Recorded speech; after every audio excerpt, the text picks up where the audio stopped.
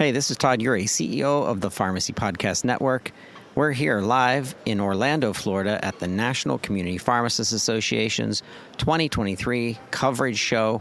We can't wait for you to hear these amazing interviews of some of the most innovative people in community pharmacy.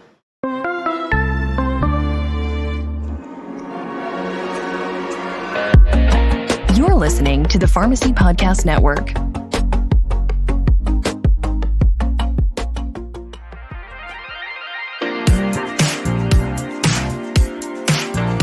Welcome to the Pharmacy Podcast Network's press coverage of the National Community Pharmacy Association's annual conference. Hundreds of pharmacists, pharmacy owners, technicians, and students attended the 2023 NCPA annual convention at the Orange County Convention Center in Orlando. Thank you to RealValueRx for being our media support sponsor for this three-part series. And now, here's part 3 with our host, CEO and founder of the PPN, Todd Urey.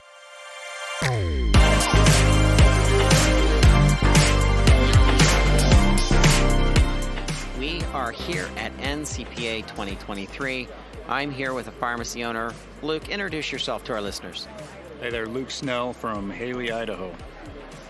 Luke, tell me something that differentiates your pharmacy from other pharmacies around you, especially when you're competing with some of the chains.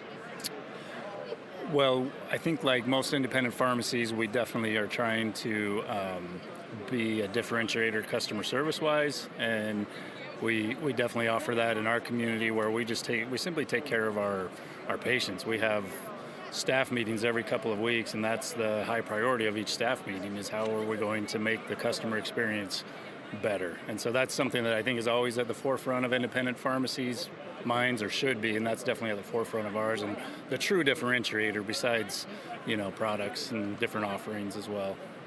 The pressure that community pharmacies are under right now is just incredible, especially with some of the things that are happening in the beginnings of 2024 with DIR fees. So I think of the differentiators from your point as a pharmacy owner, you're delivering differentiators to your community. However, companies that you rely on are offering you differentiators. So what is a product or what is a service that really stands out to you, and how are they making a difference in your pharmacy? Yeah, we're relying on a lot of different softwares at this point, and our most recent addition that has been really game-changing for our pharmacy has been the EasyScript software.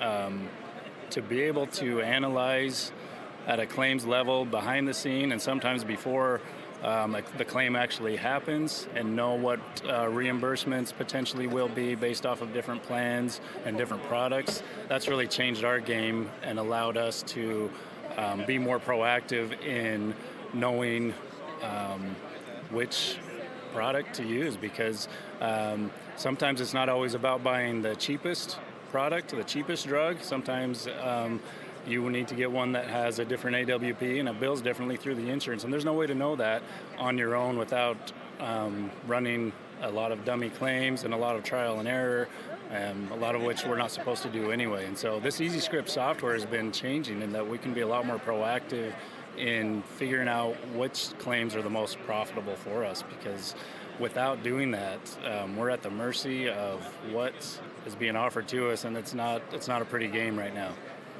What I'm thinking is, as a pharmacy owner or even as a pick, I have a lot to do in a day, and if I start adding on software systems, it can become more complex.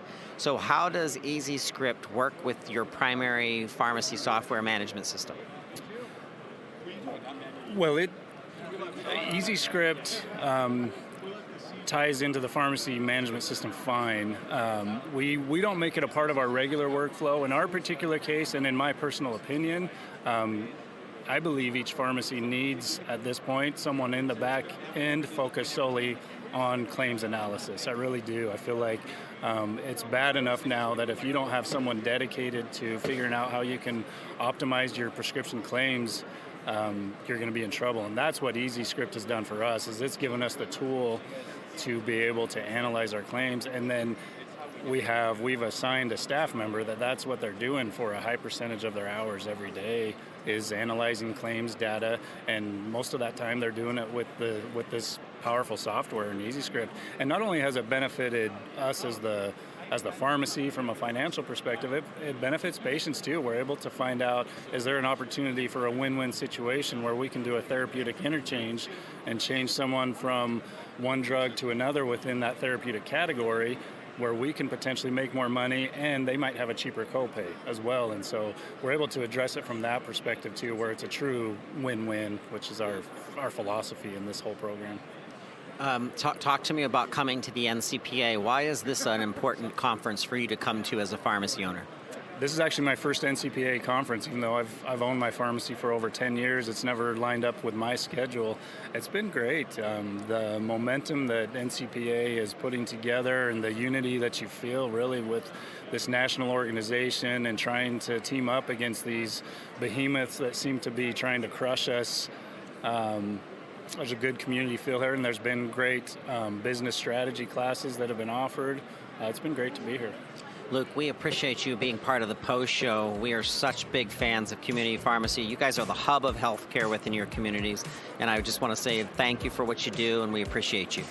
Yeah, and thank you for having me.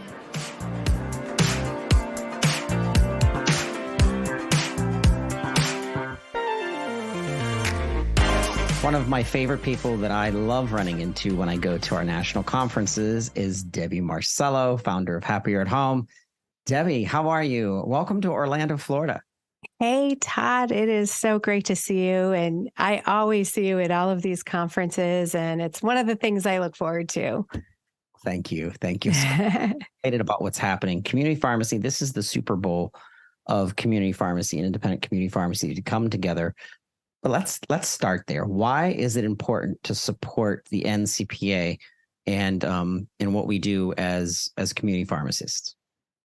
Well, I'm a NCPA corporate member, and I thought that was a really important thing for me to contribute to, because the NCPA is at the forefront of legislative changes, knowing what's coming down the road, making sure that they're giving their members the best value, and looking down the road into how can I grow my pharmacy?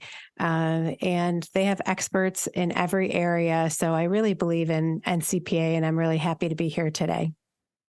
All right. So we always hear about this DIR fee apocalypse coming. It's definitely stresses out our pharmacy owners. We are thinking about it for first quarter 2024. However, you have some secret sauce, and I'm excited about that because not only is it cash-based driven, which we definitely need cash-based programs, but even more importantly than that, there's so much value in providing a service that we know all you have to do is go to Google, put in home care services, and go to the news section, and there is such a deficit of home care service and services and assisted living and long-term care, nursing home. We just don't have enough. The baby boomers are coming. They are here. What is Happier at Home doing to really help our community pharmacists? Right. Happier at Home is really giving a proven, successful business model for our pharmacy owners to actually reach into the community, improve the quality of care in their community, and be able to earn cash-based revenue as a result.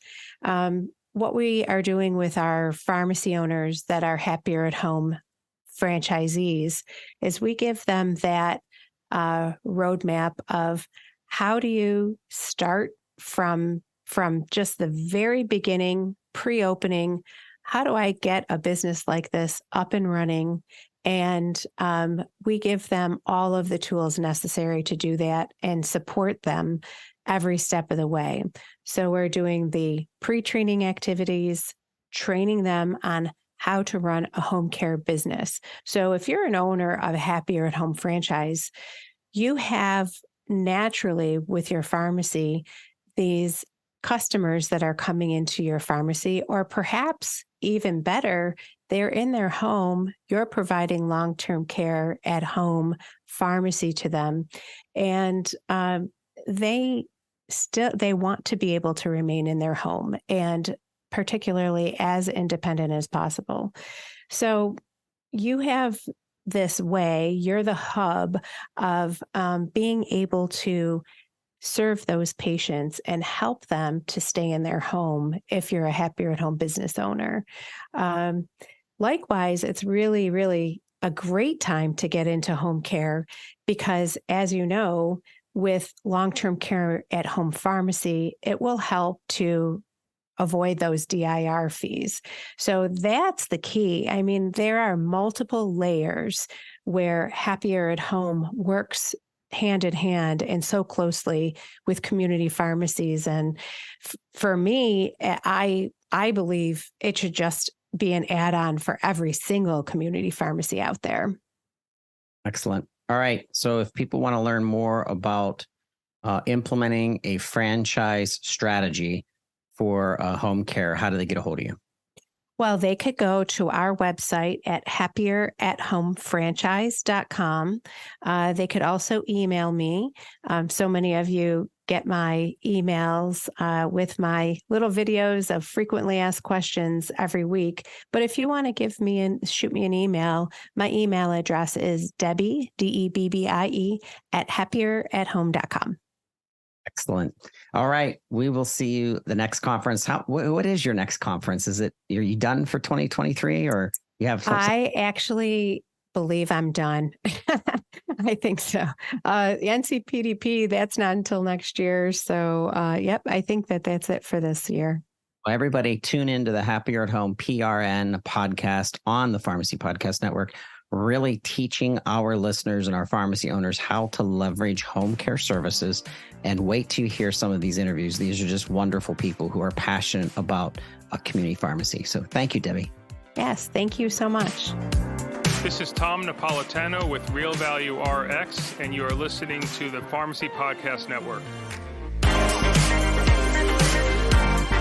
NCPA 2023, we're here in Orlando.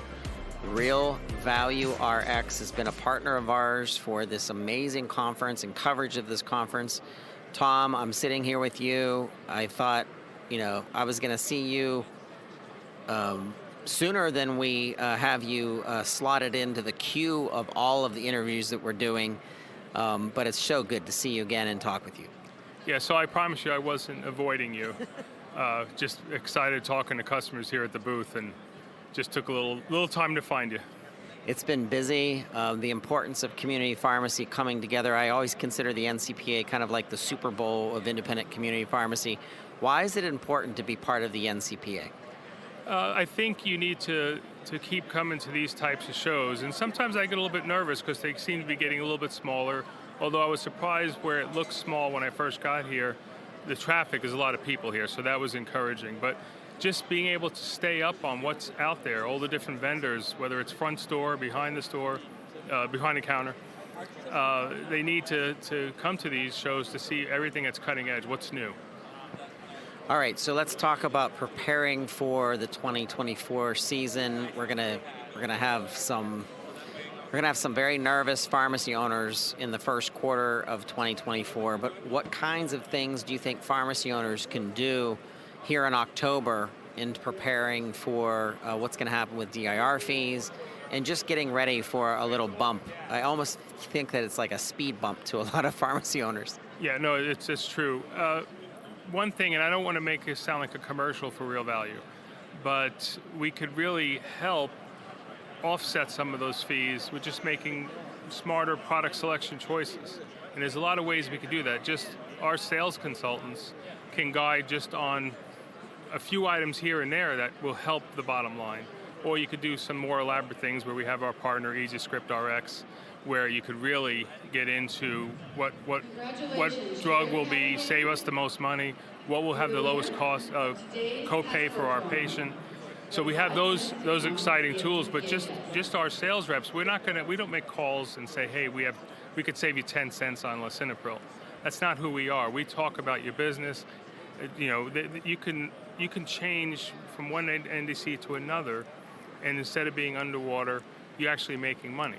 And if you do that across a lot of your product spend, all of a sudden at the end of the month, you're making money. What is another thing that excites you about what's coming and things that you've seen popping up in community pharmacies? supplement business, expansion of remote patient monitoring. Like, what are you seeing happening in community pharmacy that is the light at the end of the tunnel with all of the negativity that we're talking about in the beginning of 2024, but what are you seeing that excites you? So the retail independent pharmacies are more personal. They take care of their customers, and it's more community. And the big box CVS and Walgreens, you don't have that experience. So I think they have to keep cultivating that and offering more services. Like, to give you an example, we're coming out with a program for adjunct therapy, because I could tell you firsthand, I started on Mounjaro in November and was hit with side effects that I didn't expect it. And I had to do my own homework and my own figuring out, but yet there could have been a program that said, oh, you're taking Mounjaro, you need to take this supplement, and help customers up front with that. So we're building a program for that. And I think the other thing how it helps retail independent pharmacies is you're upselling items that you're making extra money, but for good, because you're dealing with side effects. And side effects doesn't have to be things that are harmful to, it could be just things that are annoying or just get in the way of your experience with the medicine. So we're going to develop that portfolio of products and try to help the retail independents with that. I love that, Tom, because a community pharmacist is well trusted, and if they can help a patient anticipate things that they've heard that have happened to other patients, it takes worry off the table. And now when in your case, imagine if your community pharmacy would have said, hey, you're on this medication, here's some possibilities of things that you may experience. As soon as those things happen to you, you could reach back out to the community pharmacy and say, so what supplement should I be taking in order to kind of counter the situation? And you're really not going to get that from CVS and Walgreens. I mean, I'm not putting them down, but you need that personal touch. And especially, it's a more complicated world of medicine now, and everyone's taking nutraceuticals. There's so many more generics than there ever were before. So they need to be helped and coached through this. Tom, it's wonderful having you as part of the post show. We appreciate the support that you've extended to Pharmacy Podcast Network to be here, and we can't wait to do more things with you in 2024. Thank you. I look forward to it. All right, and hold, Brady. We're going to do an intro as well.